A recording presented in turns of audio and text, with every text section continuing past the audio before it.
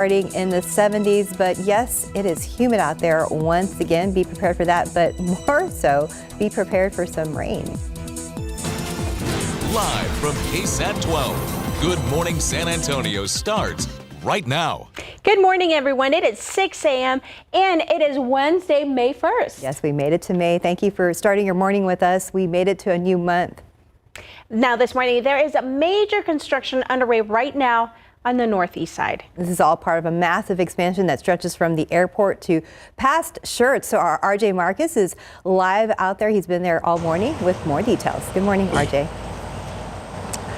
Yeah, good morning, Patty, Stephanie. We are out here at 1604 and Lookout Road, where they have actually wrapped up the construction that they were going to do overnight here. But for all of our folks out here in the northeast side, this construction will again be back in place later on tonight, 9 o'clock to 5 a.m. Thursday morning. And this is just the next step in this expansive project here. In fact, it is called the I-35 NEX Central Expansion Project. And again, Lookout Road will be closed here later tonight as crews continue to install beams in the for the 1604 elevated highway system. So basically, when you drive through the Austin area, you see that double-decker highways, and that's basically what's going to be the plan here over the next couple of years or so in this area. Again, this elevated highway system is basically going to stretch all the way from Bexar County to Guadalupe counties. We have some drone video of this intersection. Let's show you some of that we got out there yesterday before some of this work started to take place. Again, they're using these massive cranes to get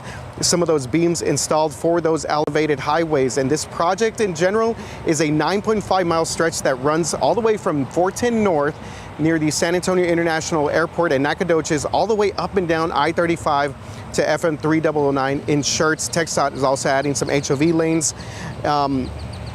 Also adding some HOV lanes and general purpose lanes in each direction. So we reached out to TxDOT yesterday, and they tell us as of the end of March, again, as they compile all these stats, they've added more than 370 bridge columns to this project. And the average height of these bridge columns are about 40 feet high. So we've seen a ton of them go up all the way from basically 410 up to 35 over here to FM 3009. And we have a map that we're going to show you real quick, kind of give you an idea of what we're looking at here, this stretch of highway that we're seeing at the moment right now. Again, this is going to stretch from 410 North all the way up 35 all the way to FM 3009. So we're going to continue to give you more information on what exactly is going on out here. So let's come out here live real quick. Unfortunately, because we are starting out with this new construction here at 1604 and Loop 1604, that means that there's going to be a lot more closures in place over this next month. This is going to be a big month when it comes to the Northeast Expansion Project out here in this area. But of course, we will continue to give you more details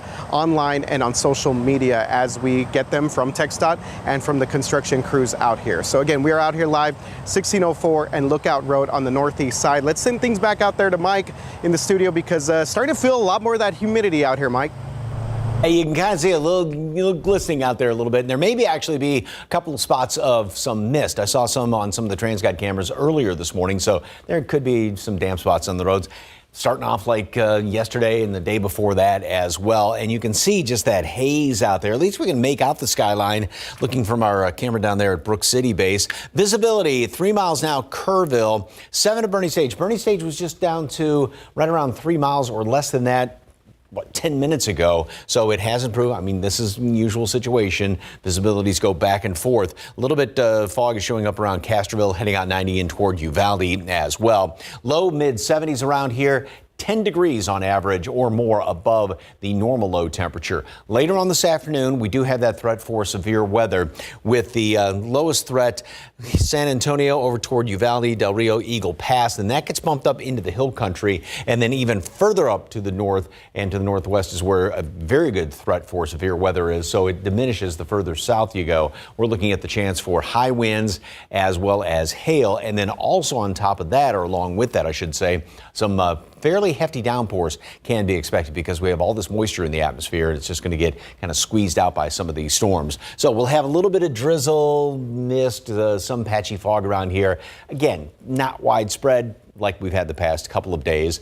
80 at noon, and then as we go into the mid-afternoon hours, we'll start to see a couple of pop-up thunderstorms here and there. And with the atmosphere so volatile, anything that does pop up can become severe quite easily. And then especially that's going to be the case going into tonight and in the overnight hours. Talk more about that, when to expect more of the widespread rain tonight, and a look ahead to the first weekend in May coming up in just a couple of minutes. Steph, Patty. Thank you, Mike. Well, new this morning, a man is fighting for his life after someone slashed his throat. This happened on the east side. San Antonio police say it happened around 2 a.m. on Wyoming Street near South New Braunfels Avenue. A man heard a noise outside his home and found another man messing with his vehicle. So the victim confronted the suspect, and that's when the suspect cut the man's throat. He was taken to the hospital in critical condition. That suspect took off on a bike. And happening today, we are hoping to learn more about a deadly helicopter crash in Comal County.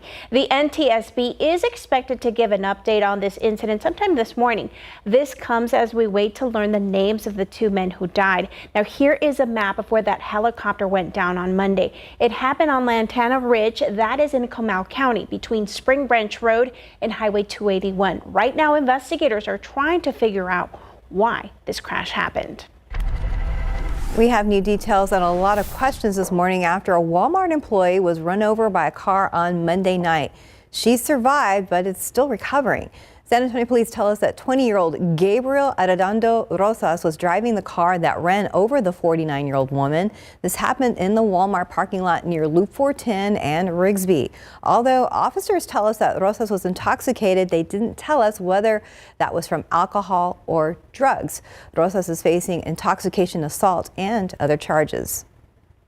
Last month, a man trying to sell a gun was shot and killed in the process, and police have arrested the teen they say is responsible. So now we've learned the 19-year-old David Rebelo Garcia is facing a capital murder charge. Investigators say back in March, Rebelo Garcia and two others conspired to steal a gun from a man they had arranged to buy from on the internet. Rebelo Garcia is facing another charge of criminal trespassing in the same incident. And now to the 22-year-old who learned his fate after being charged in 5 different cases, one of them for the murder of a 15-year-old. Now the other is for aggravated kidnapping. Zachary Vargas agreed to a plea deal, and Judge Christine Del Prado then gave him his sentence. Take a listen. I find you guilty of the murder of Mikhail Ross, and in such I set the punishment as per your agreement with the state at 30 years in the Texas Department of Criminal Justice. I'm going to ask you to go ahead and get Mr. Vargas ready so that he may be transported to the Texas Department of Criminal Justice at the earliest convenience of the sheriff. Vargas got 30 years for the aggravated kidnapping case. He will serve that and the murder sentence at the same time. As for the other 3 charges Vargas was facing, they were dismissed as part of the plea deal. Vargas will have to serve half of the 30 years before he's eligible for parole.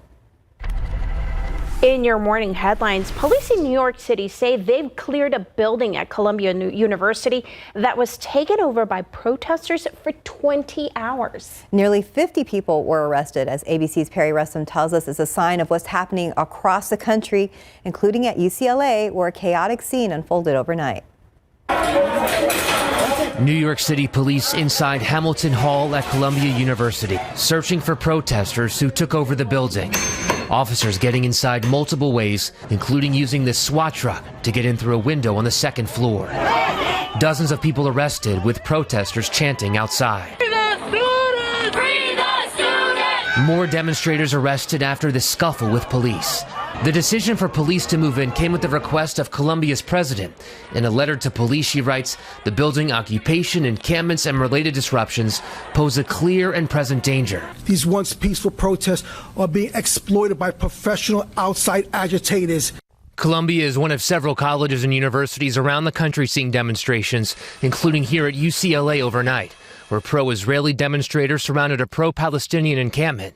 At Stanford, teachers standing by students. Campuses across the United States, even places like Humboldt State. I mean, obscure places as well as Columbia. So it's really bridged the gap between all these different kinds of institutions. And back at Columbia, in that letter to police, the university is asking officers to have a presence on campus through at least May 17th. That is 2 days after commencement there. Perry Russom, ABC News, Washington. And closer to home, the University of Texas in Austin is among those responding to the protests. It sent out a statement that says, in part, quote, Any attempt to shut down or disrupt UT operations will not be tolerated. There is no rationale whatsoever that justifies the endangerment of our students and campus environments. Massive crowds of students along with outside groups with absolutely no connection to UT have intentionally caused disturbances with plans to harm our campus community. These activities will not be tolerated. And the time now is 6:10 and 73 degrees for now. Well, after the break, a huge grant worth millions of dollars will allow UT Health San Antonio researchers to study traumatic brain injury, PTSD, and suicide to figure out how they overlap. And let's look out there with live cam. 73 degrees to start your Wednesday morning, and we're going to start kind of rainy in May. We're going to check in with Mike for all those details very soon.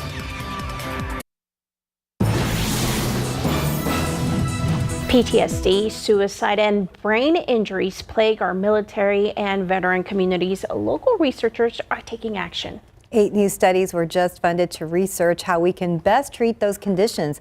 Our Courtney Friedman explains what those grants worth $17 million will go towards.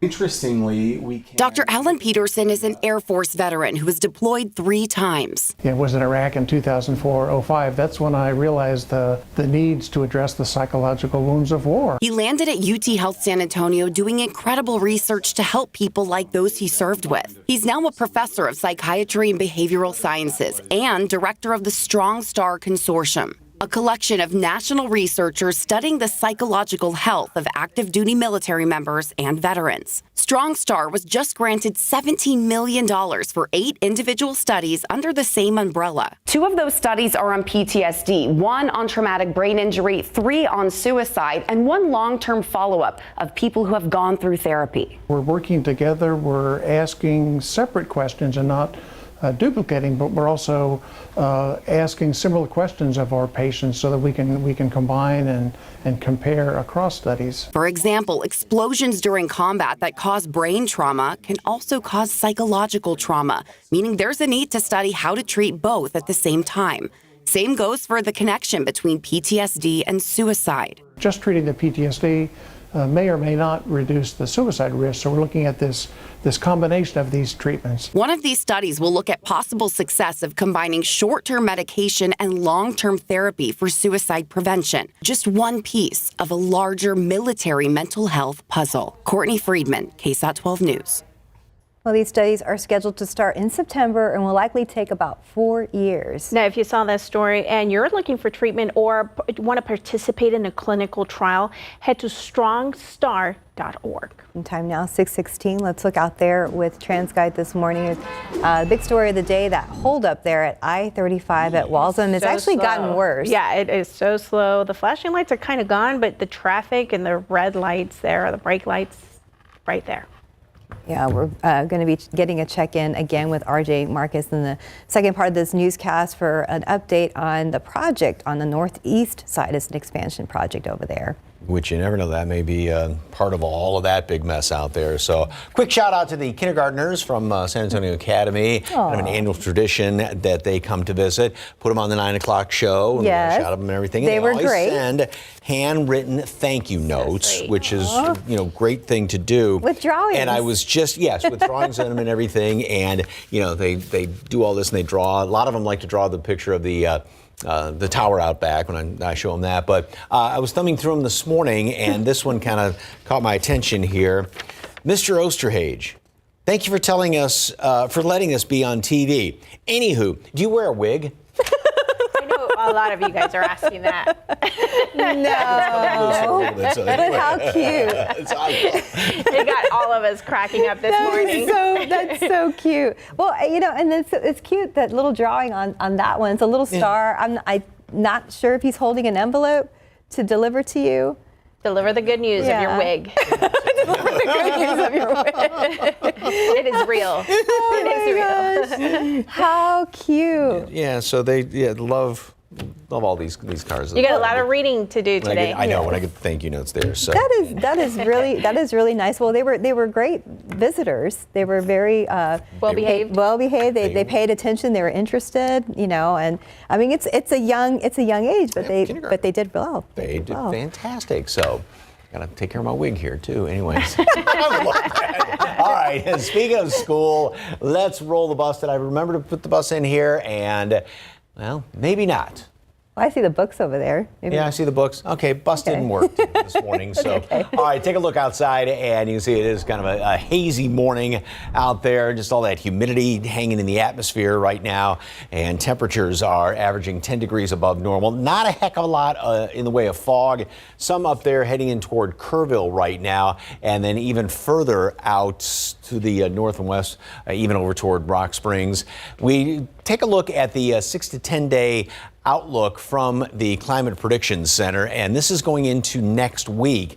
And as you can see, it's looking like things are going to be, this is after we get some rain today and maybe this weekend, but rain chances are definitely, or at least the long range outlook is going down. And in that time period, look at the odds of being well above normal with temperatures. Again, this is going into next week, and we are going to be looking at mid and even upper 90s for high temperatures. So just about 10 degrees above normal next week. A little bit further on into the future, into the middle of the month, maybe even odds of seeing some normal precipitation, but still leaning toward the hot side of things. Yesterday, we did get up to 88 degrees, a little bit more in the way of cloud cover out there. 97, though, at Carrizo Springs.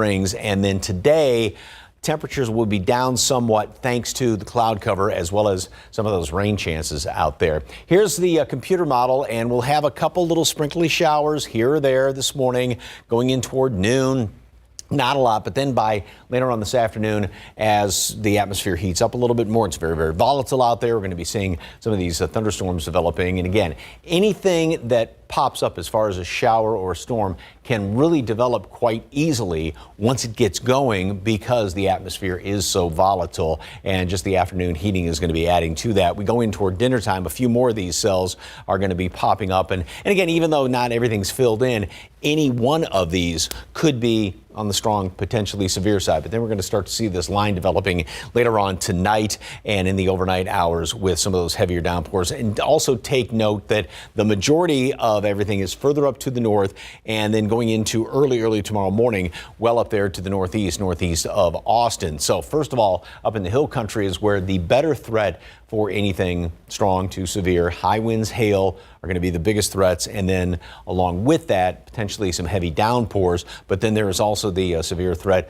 further on down to the south, even going down in toward Atascosa County. Does include obviously the metropolitan area. And rainfall totals, when it's all said and done, the majority of that rain well up again to the northeast of Austin, but even inch of rain, but that doesn't even take into account maybe those individual cells that will drop a lot of heavy rain because we've got so much moisture in the atmosphere right now. It can all get squeezed out. 85 today and tomorrow.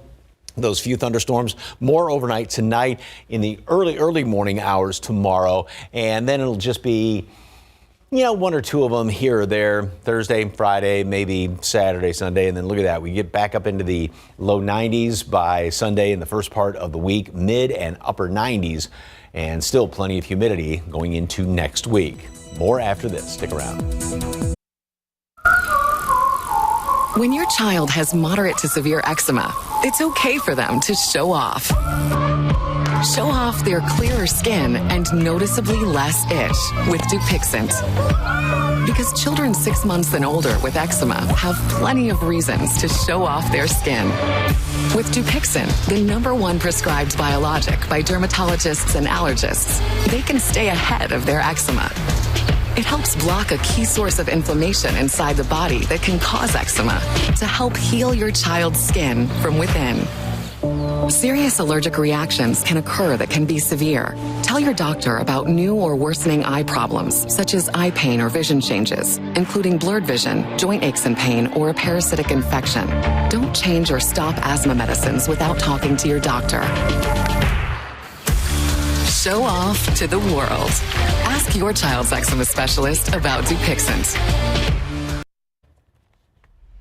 In your morning consumer headlines, Dave & Buster's bringing gambling into its arcades in the next few months. Members of its loyalty club will be able to place bets against their competitors in games like skee ball, hot shots, and other arcade games.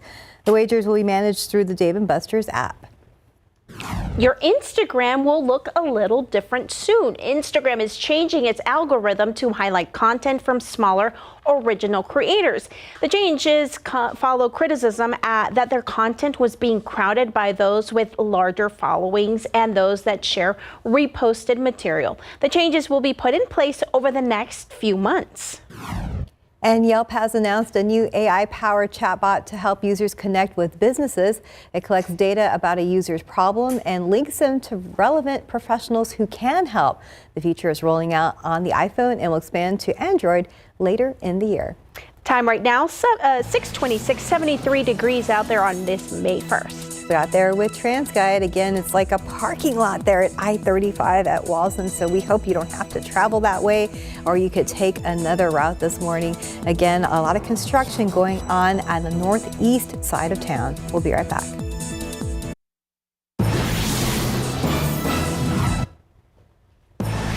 Good morning. Taking a live look outside. It is a little cloudy out there. You might see a little mist. There's some rain chances. Mike is coming up with your forecast. Good morning. At 6:30, we made it to Wednesday, May 1st. Thank you so much for joining us this morning. And, there's just a lot going on today out there on the roads, and specifically in one part of town. Yes, unfortunately, it's like a parking lot out there at 35. So there's a major construction project underway right now on the northeast side. So it's all part of a massive expansion that stretches from the airport to past Shirts. RJ Marquez is live with more details, taking his report on the road. Good morning.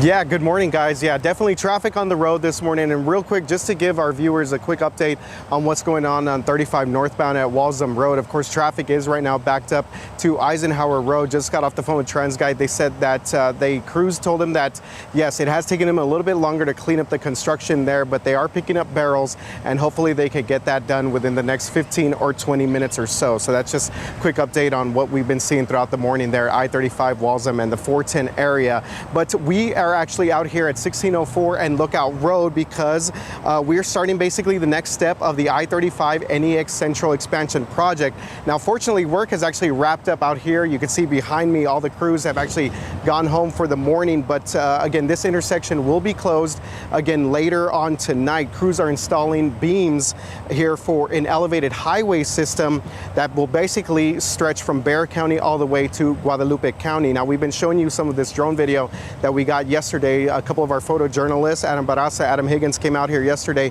to get video of this intersection. And basically what you're seeing on some of this video is some of the massive cranes that they're using to get some of those beams installed. So just to give you an idea of the scope of this will be one of 4 access points to that double-decker highway. Now, when you think of double-decker highway, think of the Austin area. When you drive through downtown, that's basically what we're going to see here over the next 10 years or so in our area. The other access points are at 410, 35, so that Waltham Road area that we've been seeing throughout most of the morning here, that major backup. Also, the Selma area will have an access point, and FM 3009 in Shirts. This project by itself runs for about 9.5 miles, again, stretching all the way from 410 North, the airport area, up and down to I-35 in Shirts. TxDOT also adding some HOV lanes to the area, and they're just adding hundreds of bridge columns. So real quick, I want to show you a map that we have here. Hopefully we could pull that up there back at the station, and you see right now where this project is starting. It's basically 410 Nacogdoches. It's going to run along 410 and then go north on Wurzbach, past Wurzbach Parkway, past Windcrest, past Converse, past O'Connor Road, and stretching all the way past the Forum and the Live Oak area. So definitely just a lot of things going on here as we come back out here live now. Unfortunately, this is just kind of, again, an ongoing process. There will be more road closures like this one throughout the entire month of May. And then later on this month, TxDOT will actually break ground on the NEX south parts of this project. So 3 different parts. They're in the central part right now. They're going to break ground in the south project, and then later on the northern project. So definitely a lot of things going on here, but we will continue to keep you up to date with more information online, on social media, on all of our platforms. So let's check out the weather right now. Mike, back in the studio. Thank you very much, sir. And before we get to weather, we'll show TransGuide, or if we can pop up that TransGuide camera there, 35 northbound at Walsham, and he was mentioning it there. You can see it right there. Traffic, the the two left-hand lanes are blocked off. It looks like with some barrels for construction, and this has been going on and getting worse and worse as the morning has progressed. So again, this is 35 northbound at Walsham, and just take your patience. Hopefully this can clear out sooner than later. And even look at that southbound traffic is moving along, but the northbound traffic is not. So we will definitely keep you updated with this throughout the course of the morning. Now let's check out weather. And it's warm and humid out there. You can see all just that haze kind of hanging over the city right now. 73, dew points at 70, meaning a ton of moisture in the atmosphere. And that is not only adding to the humidity factor, but also potentially adding to some heavy downpours late this afternoon tonight with some of those thunderstorms because, it's like a sponge that's going to get squeezed out with all that moisture there. Fog is not a huge issue. A little bit reduced visibility heading in toward the hill country up 10 and going out 90, but not anything too thick. Although I have seen a couple little specks on some of the TransGuide cameras in and around town. There is a little bit of mist out there this morning. Mid and low to mid 70s around here. 76 is the warm spot in Castroville as of right now. We do have the threat for severe storms later on this afternoon, 1 on a scale of 1 to 5 throughout the metropolitan area, and then go up into the hill country. That gets bumped up a notch. High winds and hail are going to be the biggest threats. On top of that, the potential for some heavy downpours. The atmosphere is very, very volatile, so anything that does pop up can become strong or severe quite easily. Mid 80s later on today. We'll have a couple of showers around this morning and a few early in the afternoon. Then they'll start to get going and really start to get going later on tonight. Again, a few of those severe. Most of the rain is going to be well off to the east by tomorrow morning at this time. There may be a straggling storm left over. Then after that, it's going to be a stray shower storm here or there, just kind of those almost summertime pop-up afternoon showers. Mid 80s tomorrow. Then the heat up continues going into the weekend, and especially next week, we're looking at mid to upper 90s. It's definitely going to feel like summer next week for the first full week of May. More on the forecast coming up in just a couple of minutes. Patty, Steph. Thanks, Mike. Well, new this morning, San Antonio police shot and killed a man accused of killing his 33-year-old wife earlier yesterday. This all happened around 9:15 last night in the 1800 block of Vance Jackson Road. San Antonio Police Chief William McManus says the incident started Tuesday morning when officers conducted a welfare check at a home and found a woman's body. The chief says her husband had killed her. Now, after killing the woman, police say the man then stole her car. Officers tracked him down to a sandwich store using OnStar. 4 officers waited for him to come out. He entered his vehicle, and officers approached him to arrest him, and he immediately opened fire on the officers. Officers returned fire. SAPD says the man died at the scene, and the 4 officers who fired their weapons on the man were not injured.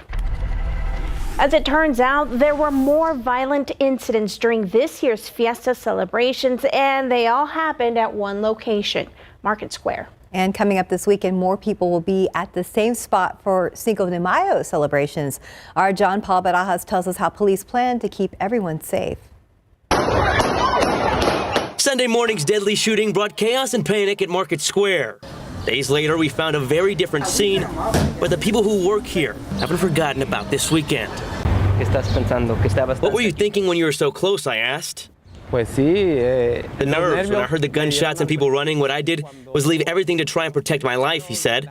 Police say 2 suspects died in Sunday's shooting and 4 bystanders were hurt. Everything's fine during the day. 7 o'clock, things start getting a little bit more packed. There's a ton of people here. You notice around 9, people are really getting intoxicated.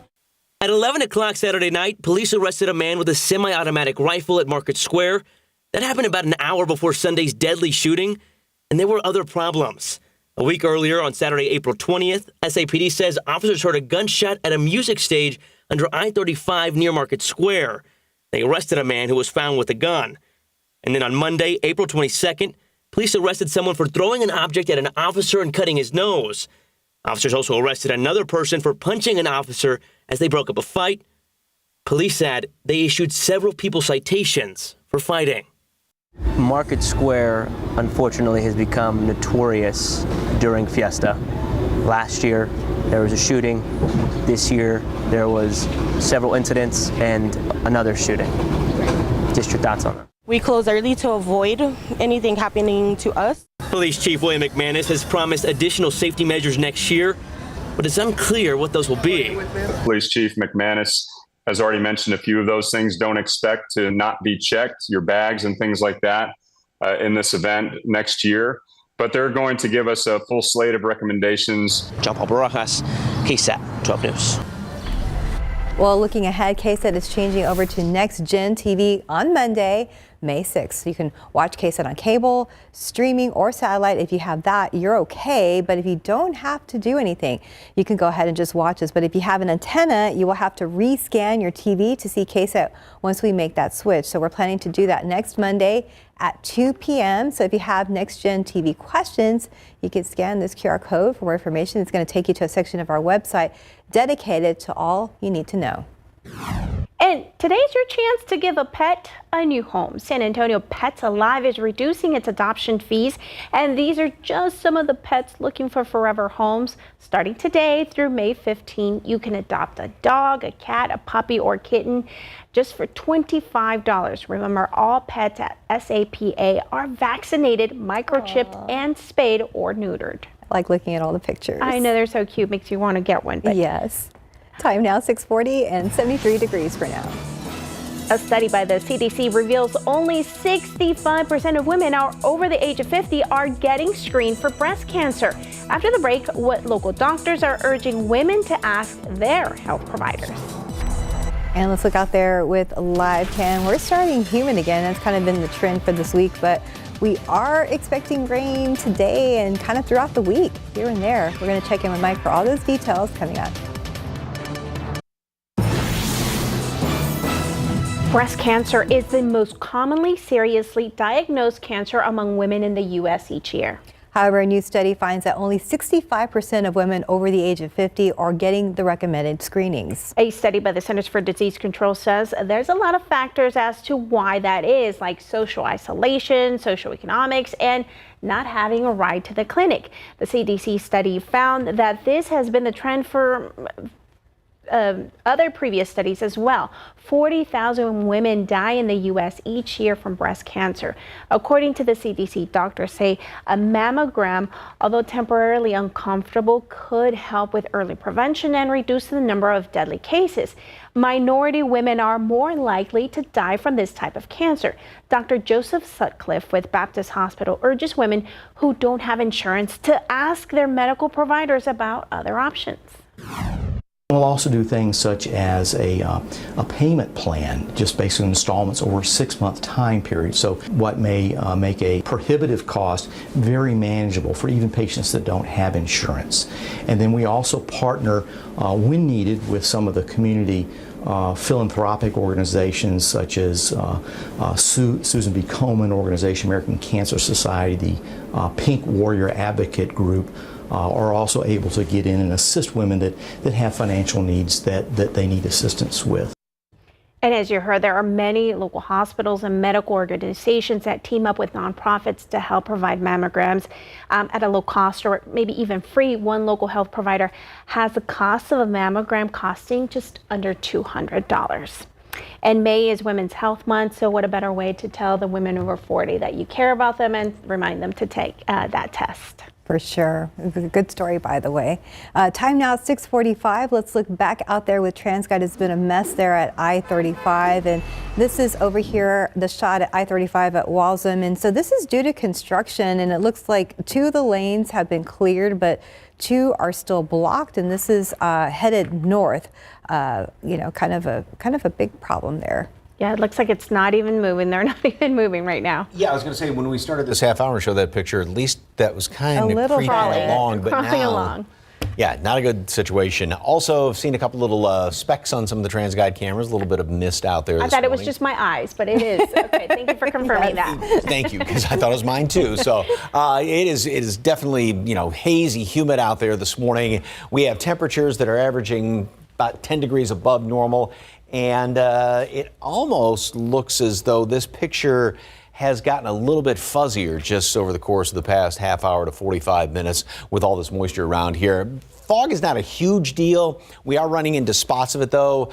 Go out 10, you're going to run into a couple little patches of fog up there around Kerrville. Same thing over by Uvalde. And again, some of that mist that's out there this morning. It's very, very light. Road's going to be on the damp side. Here's what's going on as far as the upper level steering winds. And, you know, in the winter months, earlier, even past couple of weeks ago, we had, you know, this big roller coaster action. We'd get those big fronts moving on through here. But now this main flow of the jet is well up there to the north. That's basically the dividing line, if you will, between the hot air down here and the colder air up there. And that's not going to be coming down here. We are just going to be staying with this southwesterly flow aloft in the atmosphere. Little disturbances slide along in that. And that's why we can get some of these afternoon showers around here. But a more potent disturbance, plus a very volatile atmosphere today, is what's going to give us that threat for a few severe storms, potentially severe storms. And again, it's just these little glitches there in the atmosphere. Going into the weekend and next week, I mean, nothing really changes. Yeah, that low is going to start to develop out there to the west of us, but all that's going to do is help to really pump the heat in here, and that's going to be the situation for next week. Today, we make it up to 85 degrees, and a couple of those scattered showers, a couple of those scattered storms around the area. Some popping up here and there, just again, a few light sprinkles around this morning, and even by noon, early afternoon, then we start to see a few of these cells pop up. Now, even though there's not a lot on this graphic, any one of these can pop up and become very strong, potentially severe very easily, again, because of that volatile atmosphere. But then by tonight, we're going to start to see more of these cells developing, moving across the area. Does look like it may be a noisy night tonight in the overnight hours, and the majority of this is going to be further on up there to the north, and that's where the greatest threat is for severe weather, from Austin over toward Kerrville, Rock Springs, and then going up into portions of the hill country. So the forecast today, we're going to be up to 85 degrees. Same thing tomorrow. A lot more in the way of clouds around here, and some of that rain will help keep temperatures down a couple of degrees compared to the past few days. Then it's back to 87. We have those storms overnight. Most of those are going to be gone by this time tomorrow, maybe a leftover off to the east. And then it's just going to be a stray shower popping up in the afternoons going into Friday, Saturday.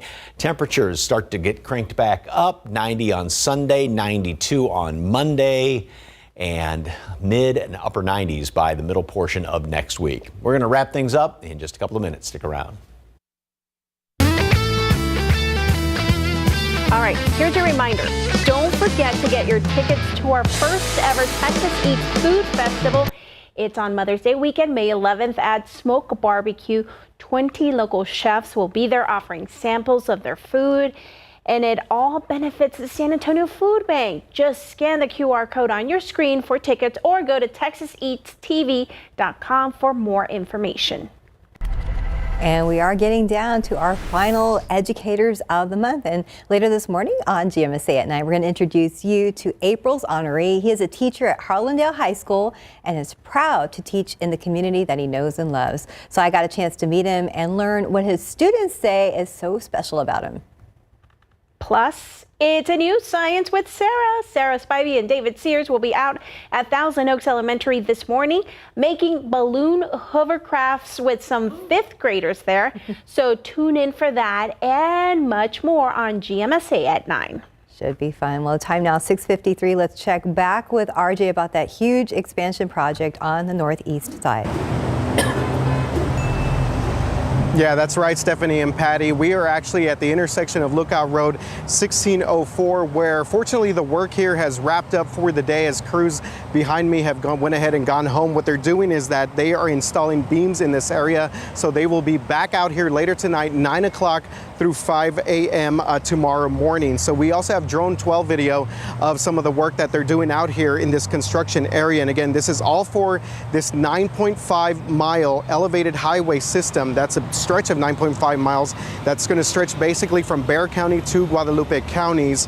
Crews are obviously using massive cranes, massive equipment, which is why they have to shut down the roads here overnight to get all of those beams installed. This section right here will be one of 4 access points to that double-decker highway that runs all the way from 410 North in the San Antonio Airport area up and down 35 to FM 3009 in Schertz area. So it's going to alleviate a lot of congestion when it is done. But obviously us getting there, that will be the biggest thing right now. So let's go ahead and show you a quick map of this closure. Again, Lookout Road will be closed again later tonight at 9 o'clock at night and then reopen again 5 a.m. tomorrow. The turnarounds will also be closed, so just keep that in mind if you're going to be traveling late tonight around the IKEA area, the headquarters here for Randolph Brooks, also the Live Oak, the Forum area. Just keep all that stuff in mind. Of course, we'll have all this information on KSAT.com. Let's come back out here live. So again, TxDOT, they are expecting more of these closures in this area for the rest of this month, throughout the month of May, and also will break ground on the next portion of this NEX project. That is the NEX South portion of this project later on this month. So guys, it's been fun to go on the road and give you guys traffic here. Our photojournalist Santiago Esparza set me up with a nice tray to hold my laptop to kind of show you some of those graphics. But again, we will have all of this information on KSAT.com later on this morning if you want to read more. Mike, how's the latest weather looking? Well, very humid. You're out there in all that humidity. I hope you're battling it. And notice how the view of the skyline has pretty much gone away. We hardly can see anything anymore. Visibility is still pretty good out there at the airport. Kerrville, Uvalde have the lowest right now. Not a lot in the way of thick fog, but we have a lot of that mist out there. We've been seeing some of that on some of the TransGuide cameras. Temperatures have been pretty much steady all morning long, and we're going to be up to 85 later on today. We do have the threat for some strong to severe storms late this afternoon and tonight. Well, watch out for it. Thanks for joining us. Have a great morning. We'll see you.